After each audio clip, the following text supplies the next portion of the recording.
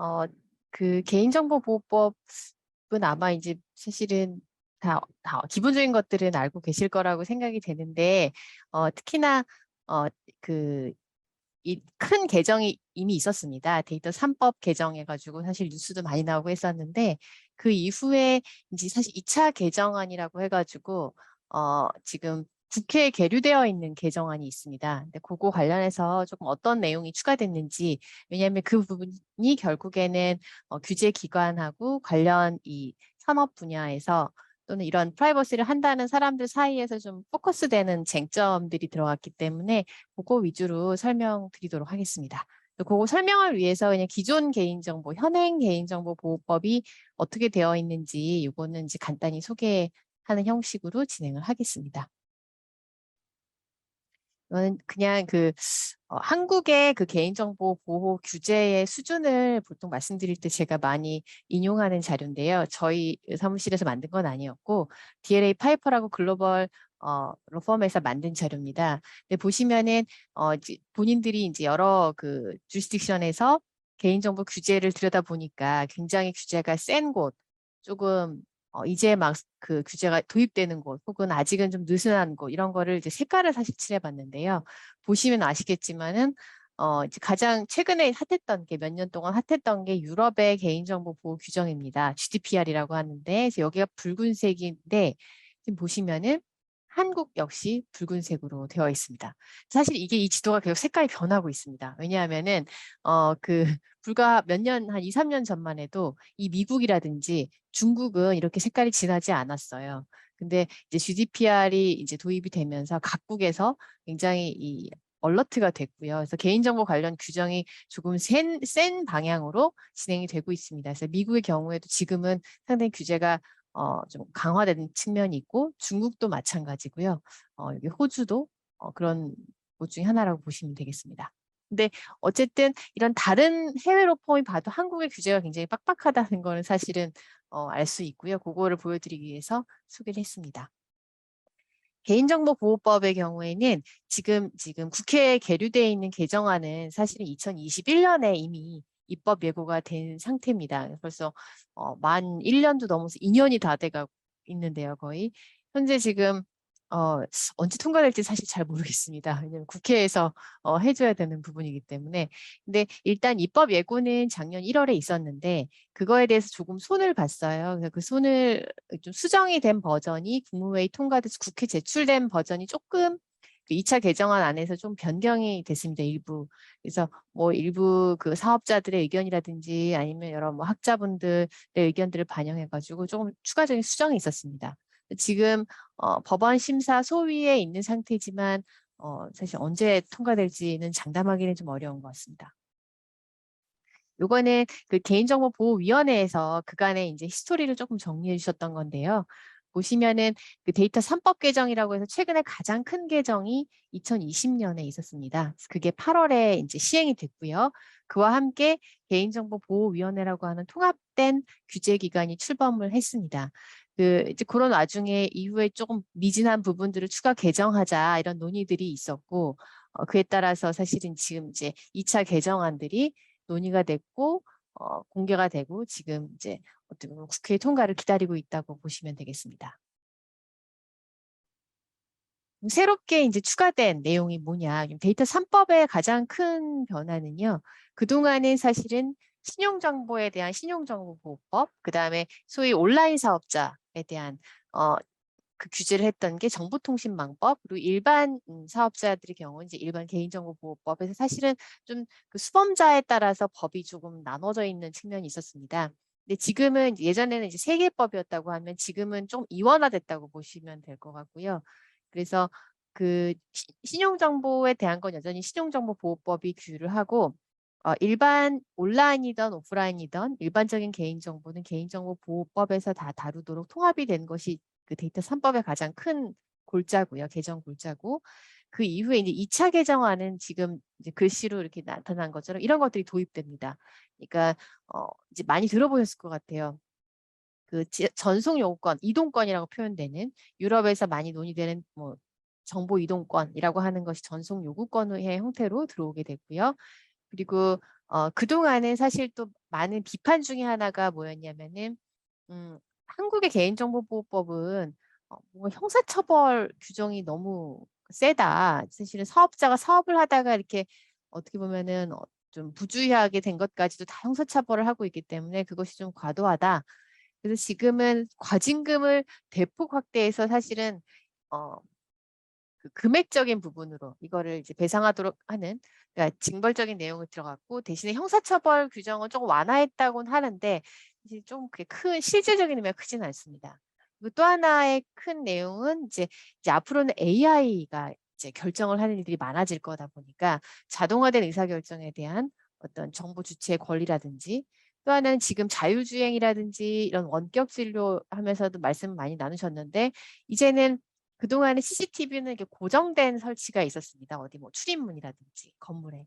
근데 이제는 뭐 드론이던 움직이는 차량이던 여기 이제 이동하는 그 영상 정보 처리 기기에 대한 어떤 정의라든지 그 처리 근거에 대해서 도입이 되는 내용들이 2차 개정안에 담겨져 있습니다. 그래서 최근에 어떻게 보면 움직이는 사업 그 산업 동향이라든지 이슈가 되는 어떤 권리라든지 이런 것들이 조금 더 반영이 됐다고 보시면 되겠습니다.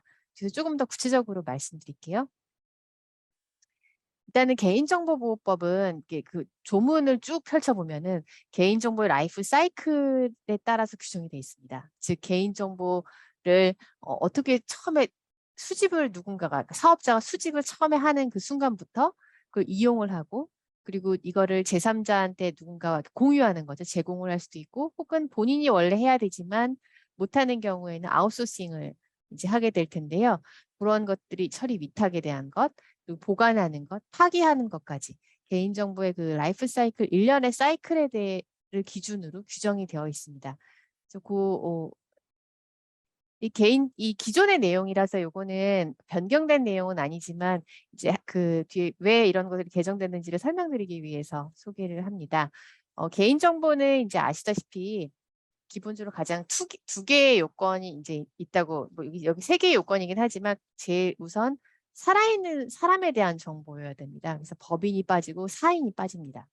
그리고 그 살아있는 개인인데 식별이 돼야 되는 거죠. 식별 가능성이 있어야 되는 거라서 그냥 사실은 식별이 불가능한 정보라면 또 개인정보에서 빠지게 되는데요. 여기서 식별이라고 하는 거는 혼자는 특정이 할 수 없어도 다른 정보랑 결합을 해가지고 사람이 특정된다고 하면 그 역시 개인정보라고 보고 있습니다. 근데 이 개인정보를 수집할 때는 기본적으로는 저희가 그 해외의 어떤 사업자라든지 글로벌 사업자들의 경우에는 한국의 개인정보보호법 체제를 설명할 때 동의 컨센트 레짐이라고 표현을 합니다. 그러니까 동의 베이스의 규제입니다. 기본적으로는 예외가, 그러니까 동의가 없어도 수집할 수 있고 처리할 수 있는 예외 규정이 있기는 하지만 굉장히 협소합니다. 그래서 기본적으로는 동의를 베이스로 하고 있기 때문에 아마 많은 분들이 실제 현실에서도 느끼세요. 왜냐하면 은행에 가서 계좌 하나를 만들려고 하면은 이렇게 막 이렇게 하이라이트 해주십니다. 그렇죠? 여기다 그 동의안 표시하시고 서명하라고 하시고, 또 아니면 어디 웹사이트 가입을 하려고 해도 클릭을 굉장히 많은 곳에 해야 됩니다.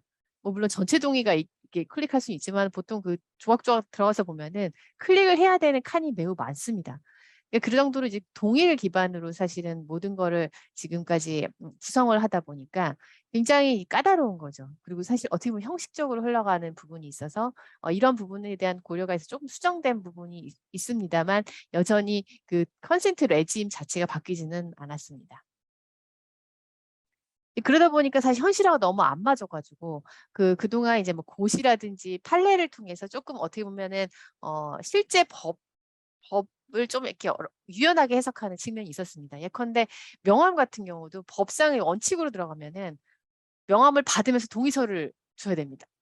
아, 당신 명함을 받았으니까 내가 이제 이걸 갖고 집에 가서 보관할게요. 내 연락처에 넣을게요. 이제 사업자의 경우에는. 그러면은 이게 사실 현실적으로 맞지가 않고, 혹은 공개된 정보. 예컨대 교수님들 같은 경우에는 이제 그 대학교 홈페이지에 가면은 그 정보들이 나와 있거든요. 뭐 어떤 이력이라든지 어떤 또 그 연구를 하셨는지에 대한 것들이 나오는데, 그것들을 수집해서 내가 데이터베이스를 만드는 거. 이런 거는 사실은 수집입니다, 사실은. 근데 그런 경우에 매번 그럼 동의를 받아가지고 연락해서 저 해도 될까요? 동의를 매번 받는다는 게 현실적이지 않기 때문에 이런 경우에는 사회통념상 추정되는 동의 이 정도까지는 누가 봐도 동의를 했다고 볼 수 있는 범위까지는 법상 엄격한 동의를 받지 않아도 처리를 할 수 있다라고 하는 뭐 고시든 아니면 판결이든이 존재합니다. 이 정도로 이렇게 너무 동의가 엄격하다 보니까 이런 이제 어떻게 보면 유연한 해석들을 해 나가는 거죠. 근데 이제 실제 이번에 2차 개정안에서는 이제 이게 조금 이제 좀 추가가 됐습니다. 일단은 가장 최근에 문제됐던 거는 팬데믹 상황이었는데 이게 그 수집하기가 너무 어려운 거예요. 이게 사업자들이. 그래서 매번 막 동의를 하도록 해야 되고 하다 보니까 이런 어려움을 이제 겪은 후에 이 공중위생 같이 긴급히 필요한 경우에는 동의 없이도 처리할 수 있는 예외를 아예 이제 추가적으로 명시를 했고요. 또 하나는 그 예전에는 동의 없이 그 개인정보를 수집할 수 있는 것 중에 그 계약 체결 이행을 위해서 필요한 경우가 있는데 불가피하게 필요한 경우라는 되게 제한적인 요건이 있었습니다. 예컨대 이제 꽃배달 같은 거를 이제 사랑하는 배우자나 애인한테 꽃배달을 하려고 하면은 그 주소를 그 꽃집에게 알려주어야 되잖아요. 근데 그러면 그것도 사실은 원칙적으로 돌아가면은 동의를 받아야 되냐 이슈가 있는데 그 경우는 이제 꽃배달이라는 그 계약의 이행을 위해서는 어쩔 수 없이 필요한 최소한 불가피하게 필요한 거기 때문에 그건 동의를 안 받고 우리가 알려줄 수 있고 받을 수가 있습니다. 근데 이렇게 불가피하다라는 요건 같은 것들을 조금 이제 완화하는 이런 예외 사유들이 좀 들어갔습니다. 네, 그러나 여전히 이제 그럼에도 불구하고 여전히 예외가 이렇게 폭이 넓지는 않습니다. 이제 또 하나는 아마 개인정보 처리 방침은 굉장히 많이 들어보셨을 거고 어디든 뭔가 동의를 하려면은 개인정보 처리 방침을 읽으라고 하면서 주던지 은행 같은 경우 뒤에 그 깨알 같은 글씨로 주던지 아니면은 웹사이트에 가입하시려면 링크를 누르면 깨알 같은 글씨로 많은 그 내용이 담긴 문건이 열립니다. 근데 사실은 대부분 참 읽기도 어렵거니와 뭐 읽게 되지 잘 않죠. 그래서 이제 그런 측면에서 그러다 보니까 개인정보 처리 방침의 내용도 되게 이렇게 문헌적인 표현들이 많고 그러니까 이게 이해하기가 어렵고 돼 있는 경우가 많았습니다. 그래서 이런 경우에 대해서는 그 약관 같은 경우는 공정위에서 심사할 수가 있잖아요. 그런 것처럼 개인정보보호위원회에서 이게 적절한지 살펴보고 이것들을 평가할 수 있는 그런 근거들을 좀 마련을 했습니다. 그래서 위반되는지 평가를 하고 좀 부족하다라고 하면 이런 거 고쳐라라고 개선 권고를 할 수 있는 내용들의 근거 조항들이 들어가게 됩니다. 근데 사실은 이게 제가 아까 입법 예고되고 한 번 더 고쳐졌다 그랬잖아요. 근데 그 입법 예고됐을 때는 더 셌었어요. 그러니까 예를 들면 심사를 해가지고 이거 제대로 안 되면 시행 명령을 내릴 수 있도록 좀 더 굉장히 센 내용으로 들어가 있었다가 그 이후에 각종 이제 사업자들이라든지 이런 이제 커멘트를 받아가지고 그렇게까지는 하지는 않고 평가를 하고 권고를 할 수 있는 내용. 그래서 사업자가 그거를 잘 이행하도록 노력한다라는 정도로만 조금 완화하는 형태로 들어왔습니다. 이거는 이제 그래서 입법 예고 당시에는 보시면 막 시정 조치를 명할 수 있다. 아니면 뭐 심사할 수 있다 이런 용어가 실제 국회에 제출된 버전은 평가할 수 있다. 그러니까 그리고 개선을 권고할 수 있다 이런 내용으로 좀 완화된 거를 보실 수가 있습니다. 그리고 이제 앞에서도 잠깐 나왔던 것 같아요. 그 이동형 영상 정보 처리. 이제 드론이나 이런 데 다 카메라가 이제 달립니다. 그다음에 자율주행도 테스트를 하려면은 사실은 이게 왜 문제가 되냐면은 자율주행 테스트를 예컨대 그냥 테스트 베이스가 있는 그 시험 테스트 드라이브 할 수 있는 그냥 그런 특정한 장소에서 할 때는 별 문제가 안 돼요. 왜냐하면 거기 보행자들한테는 그냥 일반 보행자가 없기 때문에 거기 있는 사람들은 동의 받으면 되거든요. 그냥 사실은 출항될 수 있습니다. 근데 문제는 그렇게 해가지고는 제대로 테스트를 할 수가 없다는 거죠. 실제 도로 상황에서 이게 테스트가 돼야 진짜 테스트인데. 근데 그러면은 어떤 문제가 있냐면은 도로를 막 가다 보면은 의도치 않았지만은 보행자가 막 찍힙니다. 왜냐면 길을 건너가면 찍히고 옆에 또 가다가 뭐 찍히기도 하고 아니면은 이 지금 플레이트 그 뒤에 자동차 번호판도 경우에 따라서는 지금 개인정보라는 입장이거든요. 규제기관이. 그러면 플레이트가 막 찍힙니다. 번호가. 그러면 이게 다 그럼 개인정보가 지금 그 자율주행 테스트를 하면서 수많은 그 개인정보가 수집되고 있는 건데 그 앞에서 그 자율주행 관련된 법에서 익명정보에 예외가 있다고 하는데 익명정보는 원래도 개인정보가 아닙니다. 그러니까 개인정보보호법에서도 익명정보 자체는 개인정보가 아니기 때문에 어차피 상관이 없는 건데, 그러면 이거는 지금 그 현재 법상으로는 어떻게 되냐면은 이게 동의를 받아야지 처리할 수 있기 때문에 이 찍으면서 자동으로 가명 처리하는 기술이 있기는 합니다. 예를 들면 이게 사람한테 이거 사람이 리드하기 전에 이 촬영기기 자체가 아주 똑똑해가지고 촬영을 하면서 동시에 얼굴을 이렇게 블러 처리하는 거예요. 아니면 뭐 숫자가 구체적인 플레이트 번호가 있으면 그게 블러 처리가 되고 실제 사람이 리드할 때는 이걸 다운로드 받으면 그것만 보이게 하는 이런 장치도 있기는 합니다. 사실 이제 그걸로 하라는 게 지금 입장이에요, 사실은.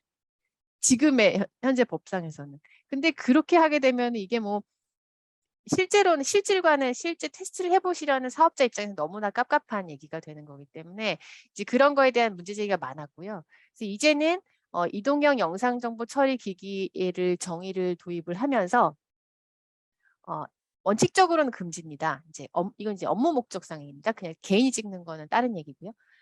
원칙적으로 금지인데 이제는 동의는 현실적으로 어려우니까 뭐 불빛이던 소리던 안내판이던 달고 돌아다니라는 겁니다. 달고 돌아다니는 사람들이 그걸 보고도 뭐 별 이의를 제기하지 않았다.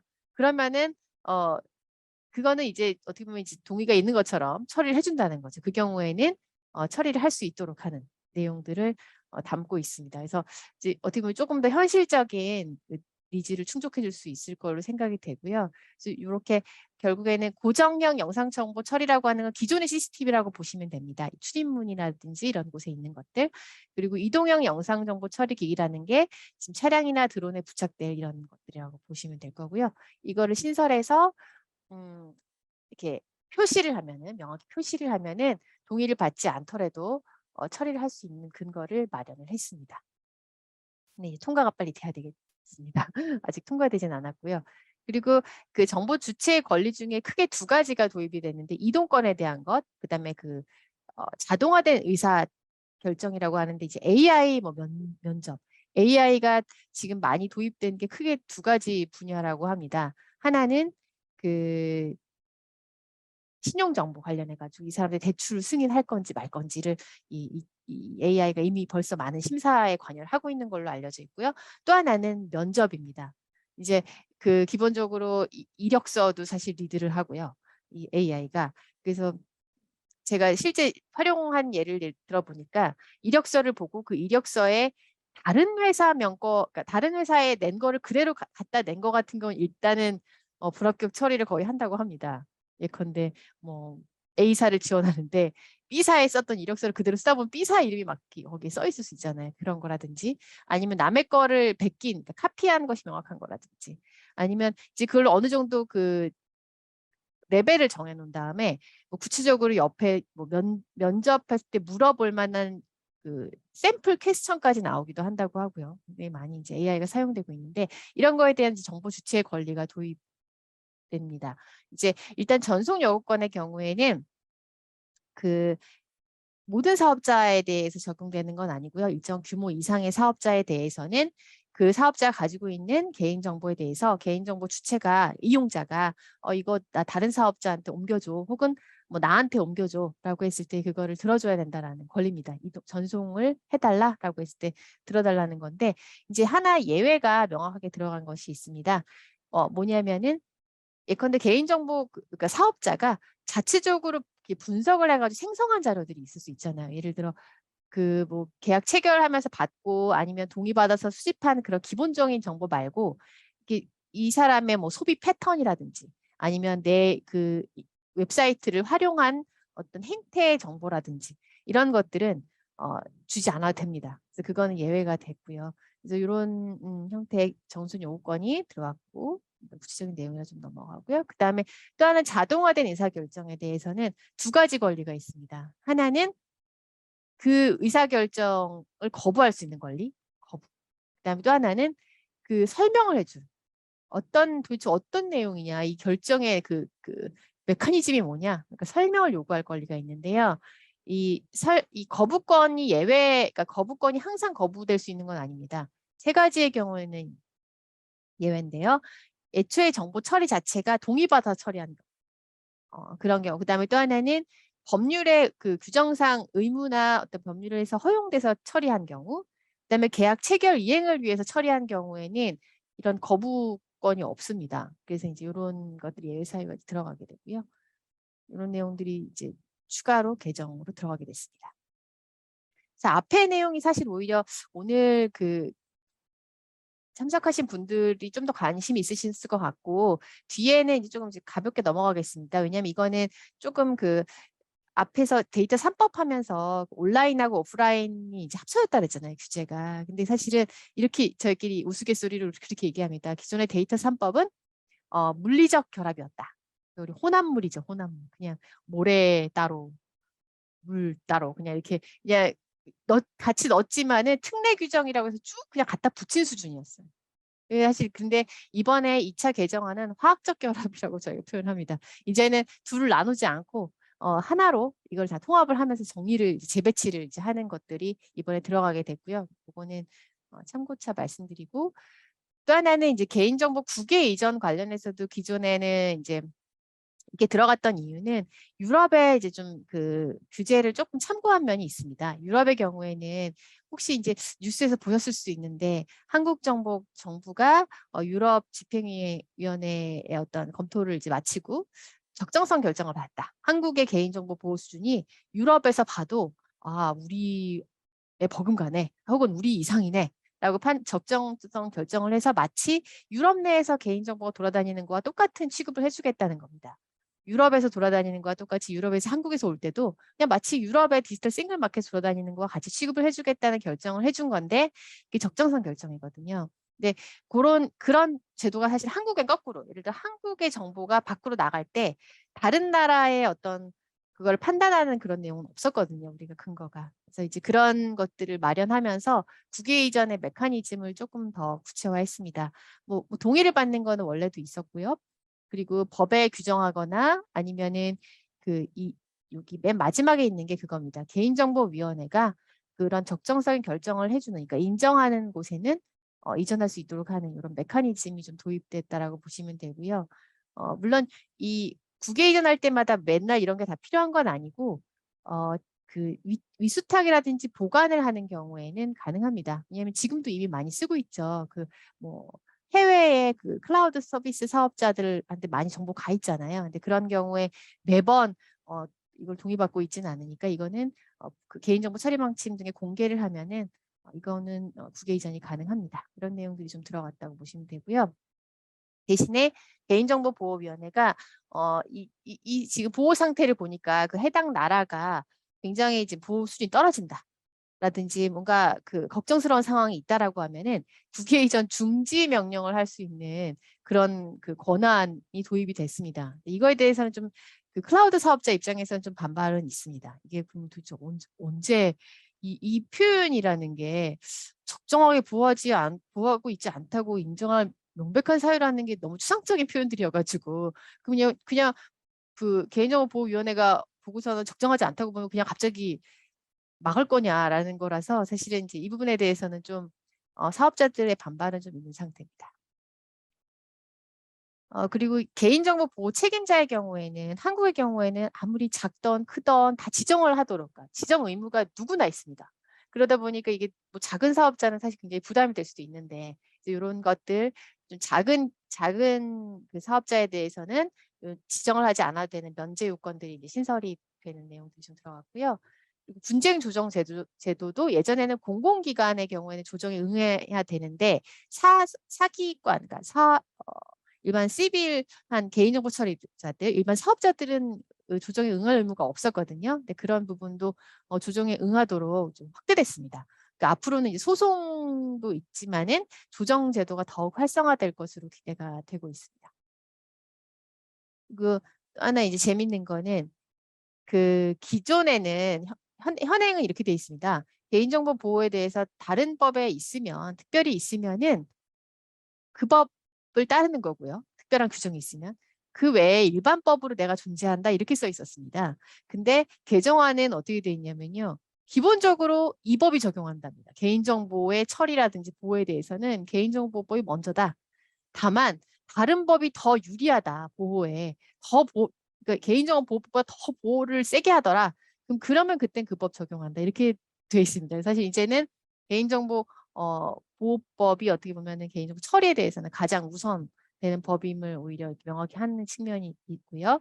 그러니까 특별법에서 규정을 하더라도 이제 이 법 이런 이제 규정이 들어가게 되면은 이제 좀 더 해석상의 어려움이 생길 수가 있다는 것은 참고하실 수 있겠습니다. 그래서 이 뒤에 이제는 간단하게 조금 말씀드릴 건데요.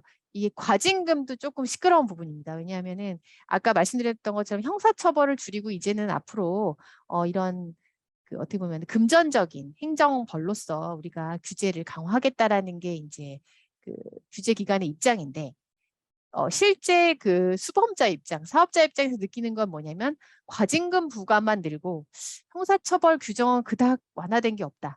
결국 부담만 늘었다 이런 입장. 그다음에 과징금의 그 부과 사유가 너무나 많이 늘었다 이제는. 그래서 너무 부담된다. 그리고 또 하나는 기존에는 위반 행위와 관련 매출액이었습니다. 근데 이제는 전체 매출액이거든요. 이거 너무 부담된다. 이거는 사업자 입장에서는 그래서 이게 사실은 좀 GDPR, 그러니까 유럽의 개인정보 보호 규정에 영향이 좀 있습니다. 거기가 좀 이런 식으로 써 있거든요. 그래서 조금 그런 부분 때문에 사업자들이 이 부분에 대해서는 조금 의견이 많은 부분이라고 보시면 되고요. 그리고 기존에는 수탁자의 경우, 그러니까 이 개인정보를 이렇게 그 처리자가 누군가한테 맡겨가지고 아웃소싱해서 그걸 처리하는 수탁자의 경우에는 명시적으로 그 수탁자도 제재할 수 있는가가 이렇게 명시가 안 돼 있었습니다. 근데 이제는 수탁자도 뭐 과징금, 과태료 다 부과할 수 있도록 그 명시가 됐다라는 부분 의미가 있습니다. 보시면 이거는 다 말씀드리진 않겠지만 보세요. 과징금 부과 사유가 지금은 이렇게 작잖아요. 일반 사업자 기준입니다. 물론 이제 그 온라인 사업자는 원래도 좀 더 많았습니다. 근데 이제 일반 사업, 일반의 경우입니다. 근데 지금 이렇게 많아진 거예요. 예컨대 대학도 사실 이제 개인정보 처리자시잖아요. 그러면은 예전에는 이 정도만이 아무튼 이렇게 지금 이렇게 커진 겁니다. 그래서 사실은 이게 너무 많다. 이게 이 내용이 뭐 이런 지금 논의들은 좀 있습니다. 그리고 또 하나는 조금 규정상 살짝 그 해석상 조금 애매한 부분은 왜냐하면 이거는 나머지는 사실은 어떻게 보면 컨트롤이 좀 되는 부분입니다. 왜냐하면 애초에 동의서를 잘 갖추고 하면 미리 조금 수범자가 주의를 할 수 있는 부분인데 사실 이 밑줄 친 부분이 문제입니다. 아니, 본의 아니게 사실 유출이 될 수도 있는 거거든요. 실수도 있을 수 있고 아니면 해커가 있을 수도 있습니다. 이런 유출됐을 때 그러면 예전에는 어떤 식으로 이게 이제 보여줬었냐면은 그 유출이 뭔가 조치가 미흡해가지고 유출된 경우. 그러니까 이게 인과관계가 있는 경우. 내가 이런 안전조치를 잘 했으면은 이게 안 생겼을 텐데 이걸 내가 못해가지고 유출된 경우에 어떤 페널티가 있었다라고 하면은 물론 이거 개정안 전에도 문제가 있는 사안입니다만은 그때 지금 보시면 이 규정의 내용은 일단 유출 사고가 나요. 그런데 들어가서 보니까 뭔가 조치가 위반이 됐어요. 인과관계 필요가 없습니다. 일단 유출 사고가 났는데 들어가서 보니까 이 법에서 정한 안전성 확보 조치 중에 미흡한 게 발견됐어요. 그러면 과징금 부과할 수가 있다는 걸로 해석이 될 수가 있습니다. 그게 지금 좀 이 부분도 이슈가 있는 게 형사처벌은 그렇지가 않아요. 보면 형사처벌 규정은 보시면 안전성 확보 조치를 하지 아니해서 유출된 경우입니다. 그러니까 이게 이 둘의 위치가 이렇게 보시면은 다르다는 것을 아실 수가 있고요. 그래서 과징금의 경우에는 이게 꼭 인과관계가 있지 않더라도 그 부과될 수가 있다라는 점에서 좀 더 부담이 되는 측면이 있습니다. 이 정도로 제가 말씀드리겠습니다. 혹시 좀 추가로 궁금하신 사항 있으실까요? 그러면 따로 없으신 것으로 제가 이해하고 그 언제든지 뭐 궁금하신 사항이나 뭐 그런 게 있으면은 제 메일로 연락 주시면은 제가 말씀드리겠습니다. 네, 감사합니다.